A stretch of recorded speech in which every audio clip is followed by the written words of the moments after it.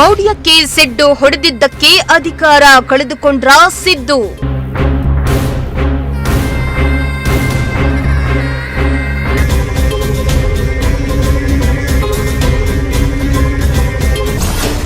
ಪಾವಗಡ ಚಾಮರಾಜನಗರಕ್ಕೆ ಕಾಲಿಟ್ಟಿದ್ದಕ್ಕೆ ಸಿದ್ದು ಪದತ್ಯಾಗ ಆಯ್ತಾ?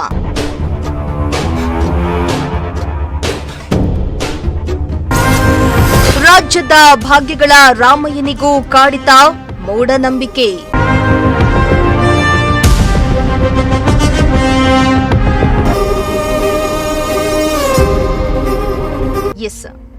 ನೇರ ನುಡಿ, ಸರಳ ವ್ಯಕ್ತಿತ್ವ, ಜನಪರ ಆಡಳಿತ, ಕಡು ಬಡವರಿಗೆ ಭಾಗ್ಯಗಳನ್ನ ನೀಡುವ ಮೂಲಕ ಭಾಗ್ಯಗಳ ರಾಮಯ್ಯ ಅಂತ ಕರೆಸಿಕೊಂಡಿದ್ದ ಸಿದ್ದರಾಮಯ್ಯ ಅವರು ಹಲವು ದಾಖಲೆಗಳನ್ನ ಮುರಿದಿದ್ರು. ಮಾಜಿ ಸಿಎಂ ದೇವರಾಜು ಅರಸು ಅವರ ದಾಖಲೆಗಳನ್ನ ಸರಿಗಟ್ಟುವ ಮೂಲಕ ರಾಜ್ಯದ ದೀರ್ಘಾವಧಿ ಸಿಎಂ ಎಂಬ ಹೆಗ್ಗಳಿಕೆಗೆ ಸಿದ್ದರಾಮಯ್ಯ ಭಾಜನರಾಗಿದ್ರು. ಅಲ್ಲದೆ ಸರ್ಕಾರ 3 ವರ್ಷ ತುಂಬಿದ ದಿನವೇ ಸಿದ್ದು ಮತ್ತೊಂದು ದಾಖಲೆಯನ್ನ ಬರೆದಿದ್ದು, ಮುಖ್ಯಮಂತ್ರಿಯಾಗಿ 8 ವರ್ಷ ಪೂರ್ಣಗೊಳಿಸಿದ ಏಕೈಕ ವ್ಯಕ್ತಿ ಎಂಬ ಹಿರಿಮೆಗೆ ಪಾತ್ರರಾದ್ರು. ಇದರ ಜೊತೆಗೆ ಅತಿ ಹೆಚ್ಚು ಬಜೆಟ್ ಮಂಡಿಸಿದ ಸಿಎಂ ಎಂಬ ಗರಿಮೆಗೂ ಸಿದ್ದು ಪಾತ್ರರಾಗಿದ್ರು. ಇಂತಹ ದಕ್ಷ ಆಡಳಿತ ನೀಡಿದ ಸಿದ್ದರಾಮಯ್ಯ ಪದತ್ಯಾಗ ಮಾಡಿದ್ದು, ಸಿದ್ದು ಮಾಡಿದ ಆ ಒಂದು ತಪ್ಪಿನಿಂದಲೇ ಅಧಿಕಾರವನ್ನ ಕಳೆದುಕೊಂಡ್ರ ಎಂಬ ಅನುಮಾನ ಮೂಡಿದೆ. ಹಾಗಾದ್ರೆ ಸಿದ್ದು ಮಾಡಿದ ಆ ತಪ್ಪಾದ್ರೂ ಏನೋ, ಅದರಿಂದಲೇ ಅಧಿಕಾರವನ್ನ ಕಳೆದುಕೊಂಡ್ರ ಅಂತ ಡೀಟೇಲ್ ಆಗಿ ಹೇಳ್ತೀವಿ. ಈ ಸ್ಟೋರಿಯನ್ನ ಮಿಸ್ ಮಾಡದೆ ನೋಡಿ.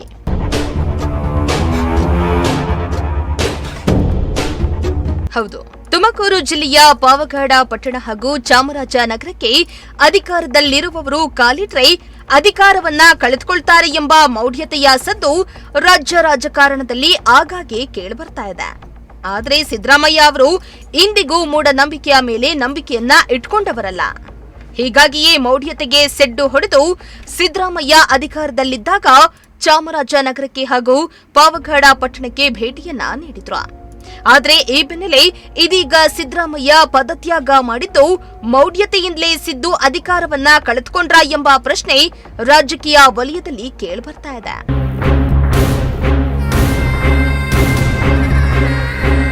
ಚಾಮರಾಜನಗರಕ್ಕೆ ಭೇಟಿ ನೀಡಿ ಕಾರ್ಯಕ್ರಮದಲ್ಲಿ ಭಾಗಿಯಾಗಿದ್ದ ಸಿದ್ದರಾಮಯ್ಯಗೆ ಶನಿದೇವರ ಕಾಟ ಕಾಡಿದ್ಯಾ ಎಂಬ ಅನುಮಾನ ಮೂಡಿದೆ. ಪಾವಗಡ ತಾಲೂಕಿನ ಯಾವ ಮೂಲೆಗೂ ಕೂಡ ಭೇಟಿ ನೀಡಿದ್ರೂ ಪರವಾಗಿಲ್ಲ, ಆದ್ರೆ ಪಾವಗಡ ಪಟ್ಟಣಕ್ಕೆ ಕಾಲಿಟ್ರೆ ಶನಿ ದೇವರ ಕಾಡ್ಲಿದ್ದು, ಪಾವಗಡಕ್ಕೆ ಬಂದವರು ಎಲ್ಲರೂ ಅಧಿಕಾರವನ್ನ ಕಳೆದುಕೊಳ್ತಾರೆ ಎಂಬ ಮೌಢ್ಯತೆ ಹೆಚ್ಚಾಗಿತ್ತು. ಅದಕ್ಕೆ ಪೂರಕವಾಗುವಂತೆ ಮಾಜಿ ಸಿಎಂಗಳಾದ ಆರ್ ಗುಂಡೂರಾವ್, ವೀರೇಂದ್ರ ಪಾಟೀಲ್, ಬಂಗಾರಪ್ಪ, ಎಚ್.ಡಿ. ಕುಮಾರಸ್ವಾಮಿ ಅವರು ಅಧಿಕಾರದಲ್ಲಿದ್ದಾಗ ಪಾವಗಡಕ್ಕೆ ಭೇಟಿಯನ್ನ ನೀಡಿದ್ದು, ಮಧ್ಯದಲ್ಲಿಯೇ ತಮ್ಮ ಅಧಿಕಾರವನ್ನ ಕಳೆದುಕೊಂಡಿರೋ ಉದಾಹರಣೆ ಇದೆ ಎಂದು ಹೇಳಲಾಗ್ತಾ ಇದೆ. ಇಷ್ಟೆಲ್ಲ ಮೌಢ್ಯತೆಗೆ ಉದಾಹರಣೆಗಳಿದ್ರೂ ಕೂಡ ಇದನ್ನೆಲ್ಲ ಸಿದ್ದರಾಮಯ್ಯ ಮೌಢ್ಯಕ್ಕೆ ಸೆಡ್ಡು ಹೊಡೆದು ಪಾವಗಡ ಪಟ್ಟಣಕ್ಕೆ ಭೇಟಿ ನೀಡಿದ್ರು.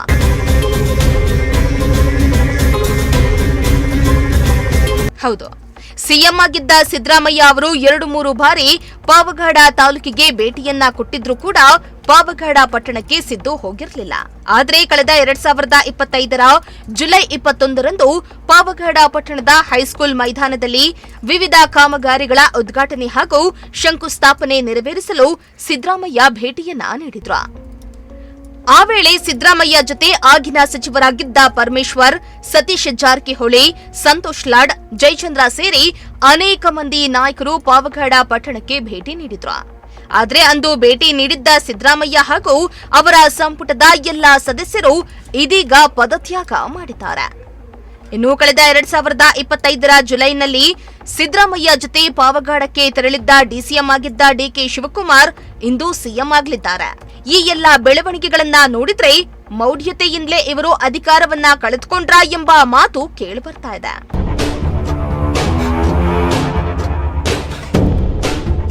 ಇನ್ನು ಮೊನ್ನೆ ಮೇ 29ರಂದು ಪಾವಗಡ ಮೂಲದ ಮಾಜಿ ಸಚಿವರಾಗಿದ್ದ ವೆಂಕಟರಮಣಪ್ಪ ಅವರು ನಿಧನ ಹೊಂದಿದ್ದ ವೇಳೆ ಅಂತಿಮ ದರ್ಶನಕ್ಕೆ ಸಿದ್ದರಾಮಯ್ಯ ಸೇರಿ ಹಲವು ಮಂದಿ ಕಾಂಗ್ರೆಸ್ ನಾಯಕರು ಪಾವಗಡಕ್ಕೆ ಭೇಟಿಯನ್ನ ನೀಡಿದ್ರು. ಆದರೆ ದೈವಭಕ್ತಿ ಹೆಚ್ಚಾಗಿರುವ ಡಿಕೆ ಶಿವಕುಮಾರ್ ಅವರು ಮಾತ್ರ ದೆಹಲಿಯಲ್ಲೇ ಇದ್ದು ಅಂತಿಮ ನಮನವನ್ನ ಸಲ್ಲಿಸಲು ತಾಲೂಕಿಗೆ ಬರಲೇ ಇಲ್ಲ. ಅಂದ್ರೆ ಈಗ ತಾನೇ ಸಿಎಂ ಪಟ್ಟ ಸಿಕ್ಕಿದೆ. ಪಾವಗಡಕ್ಕೆ ಹೋದ್ರೆ ಪಟ್ಟತ್ಯಾಗ ಮಾಡಬೇಕಾಗುವ ಪರಿಸ್ಥಿತಿ ನಿರ್ಮಾಣ ಆಗುತ್ತೆ ಅನ್ನೋ ಮೂಢನಂಬಿಕೆಯಿಂದಲೇ ಪಾವಗಡಕ್ಕೆ ಡಿಕೆಶಿ ತೆರಳಿದಿರುವುದು ಕುತೂಹಲವನ್ನ ಮೂಡಿಸಿದೆ.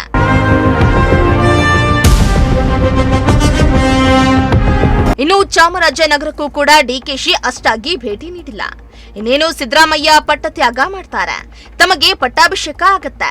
ಸಿಎಂ ಆದ ಮೇಲೆ ಚಾಮರಾಜನಗರಕ್ಕೆ ಬರಬಾರದು ಎಂದೇನೋ ಸಿಎಂ ಗಾದಿ ತುಳಿಯುವ ಮುನ್ನವೇ ಚಾಮರಾಜನಗರಕ್ಕೆ ಡಿಕೆಶಿ ಭೇಟಿಯನ್ನ ನೀಡಿ ತೆರಳಿದ್ರು.